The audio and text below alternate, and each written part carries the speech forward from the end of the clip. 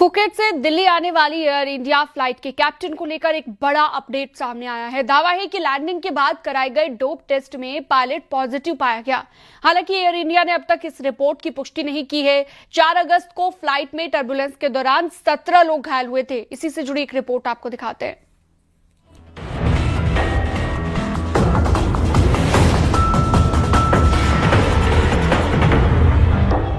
हवा में अचानक आया जोरदार झटका और उसके बाद तो यात्रियों की जान खतरे में पड़ गई। कुछ ही पलों में विमान 300 फीट नीचे आ गया, जिसमें 17 लोग घायल हो गए थे। 4 अगस्त को फुकेट से दिल्ली आ रही एयर इंडिया की फ्लाइट के साथ जो हुआ, उसने विमान की सुरक्षा को लेकर कई सवाल खड़े कर दिए। प्लेन में 137 यात्री और 8 क्रू मेंबर सवार थे। ओडिशा के पास टर्बुलेंस के दौरान कई यात्रियों को चोट आई। कुछ लोगों को गंभीर हालत में अस्पताल ले जाना पड़ा। लेकिन अब इस घटना की जांच में एक नया और बेहद अहम एंगल सामने आया है।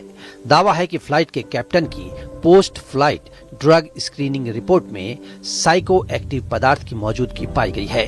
हालांकि इस दावे पर अभी आधिकारिक मुहर नहीं लगी है।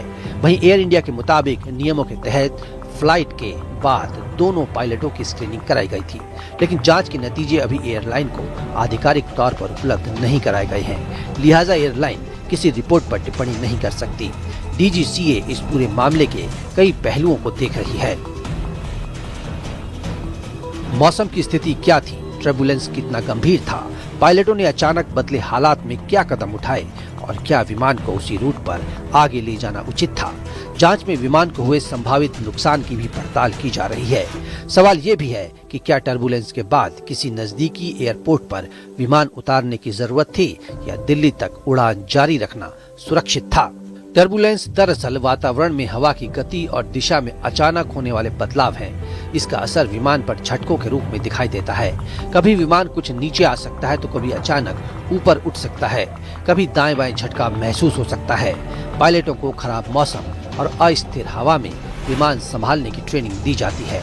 Bureau report, news 18।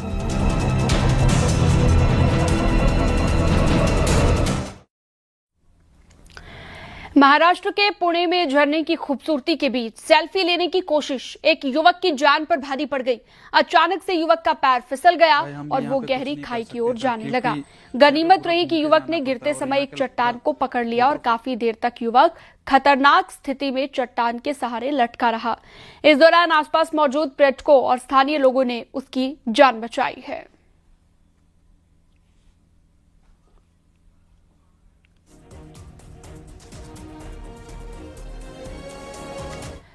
ताजमहल में एक बार फिर से नियमों की धज्जियां उड़ाई गई हैं। सुप्रीम कोर्ट की रोक के बावजूद ताजमहल के मुख्य मकबरे पर रील बनाई गई, जो कि अब सोशल मीडिया पर काफी ज्यादा वायरल है। वीडियो में एक लड़की नजर आ रही है जिसने ये वीडियो बनाया है। तो वहीं ताज की सुरक्षा पर एक बार फिर से सवाल खड़े हो गए हैं।